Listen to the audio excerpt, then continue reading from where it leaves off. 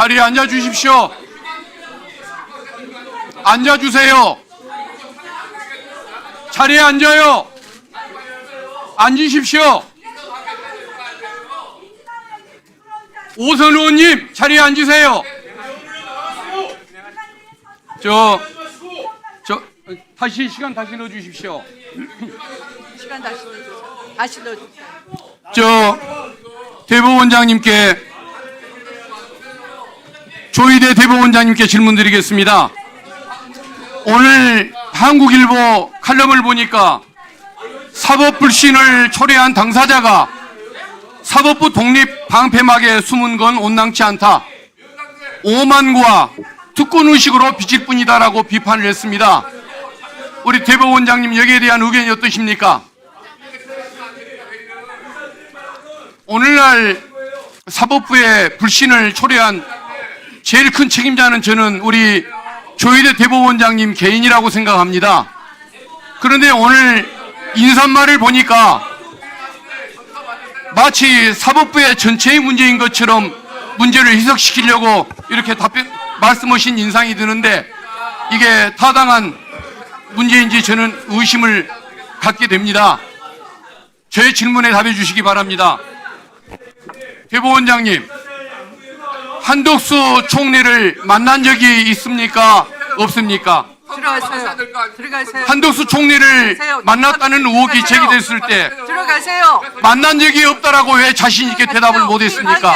회의 방해하면 왜 논의한 적이 없다라고만 얘기를 회의 했습니까? 방해하면 국회법 위반입니다. 들어가세요. 이에 대한 의문이 제기되니까 뒤늦게 시간을 멈추세요. 그러면 만난 적이 있느냐라는 의문이 제기되니까 시간을 멈추세요. 우리 대법원장님은 특정 기간 만난 적이 없다라고 들어가세요. 답변을 들어가세요. 하셨습니다.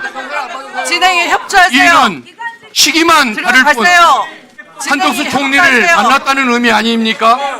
양해가 된 그런 해석이 사항입니다. 잘못된 양해가 것입니까? 된 사항입니다.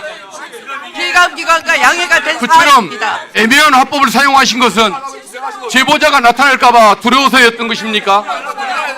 한덕수 총리를 만난 적이 있는지 없는지 대법원장님 분명히 필감기관과 입장을 양해가 말씀해 된 주시면 사항이니까 좋겠습니까? 들어가세요. 의사 진행 대법원장님, 방해입니다. 답변해 회의 주십시오. 방해입니다. 경고합니다. 답변 못 국회법 하십니까? 위반입니다. 그러면 다음 질문 드리겠습니다.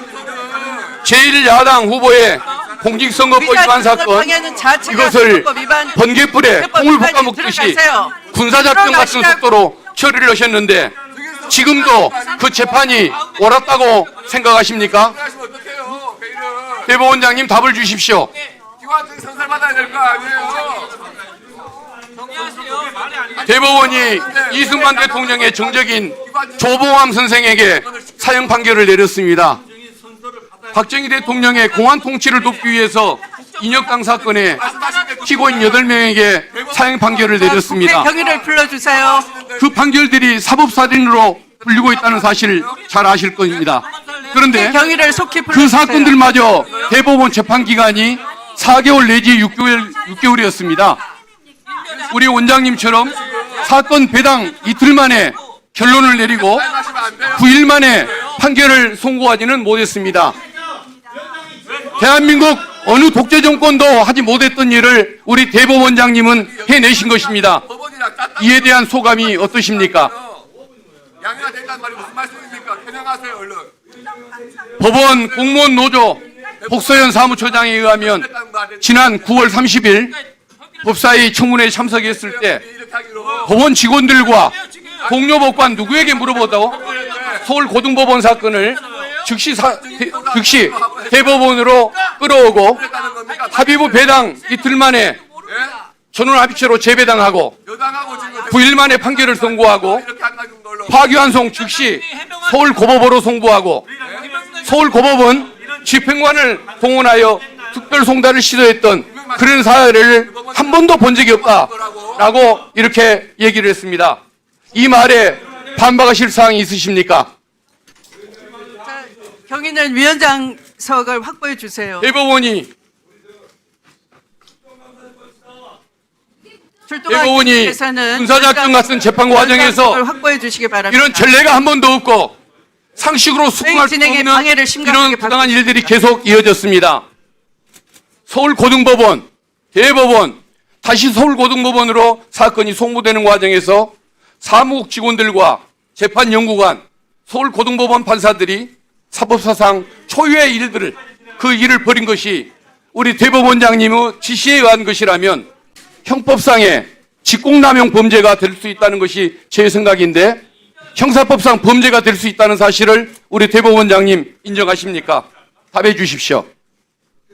그리고 저는 윤석열의 잘못이 많지만 가장 큰 잘못은 근원적인 잘못은 국민이 대한민국의 주인임을 모르고 국민들을 무시했다는 그 죄라고 생각을 합니다.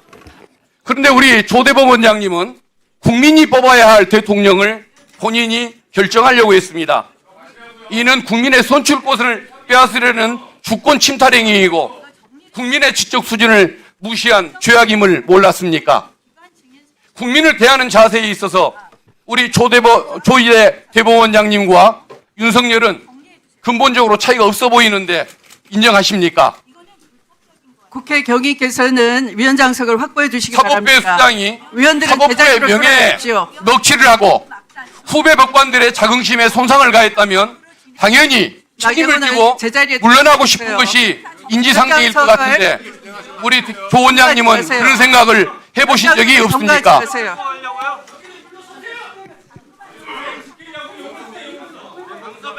잠깐 좀 시간 좀 멈춰 주십시오. 잠깐 시간 좀 멈춰 주십시오. 대법원하고 지금 여당하고 뭘 자, 하는 거예요? 박균택 의원님 그냥 진행하세요. 질의 계속하십시오. 빨리 받으세요. 알겠습니다. 계속 진행하겠습니다.